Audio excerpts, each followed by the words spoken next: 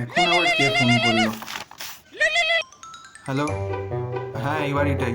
ওই নিচে গিয়ে দেখ তো, তোর নামে ঘ্যামাজন থেকে কি পার্সেল আছে বলছে। ও এসে গেছে, দাঁড়াও যাচ্ছি এক্ষুনি। দুদিন অন্তর এত কি আনায় কে জানে। এসে গেছে ফাইনালি। তা আবার কি আনালি? এই তো এই যে দুটো বডি স্প্রে আনিয়েছিলাম, শেষ হয়ে গেছিল আগেরটা, ওই জন্য। Body spray? যত সব এখনকার লোক ঠকানোর জিনিস। আমাদের সময় ওইসব বডি স্প্রে লাগতো না। সাবান দিয়ে ভালো করে চান করলে এমনি সারাদিন গায়ে সুন্দর গন্ধ থাকতো। হ্যাঁ, সাবান তো নয়, মনে হয় কাপড় কাচার ডিটারজেন্ট দিয়ে স্নান করতো। কিছু বললি নাকি? না না, কিছু বলিনি। তা কত পড়লো দুটো? ওই তো সেল দিচ্ছিল বলে দুটো 200 টাকায় পেয়ে গেছি, নয়তো এক একটা 180 200 করে দাম থাকে। 200 টাকা? এর চেয়ে ধর্মতলায় চলে যেতিস একদিন, বাসে করে 15 টাকা যাওয়া 15 টাকা আসা, আর 100 টাকায় 3-4 বোতল হয়ে যেত এরকম।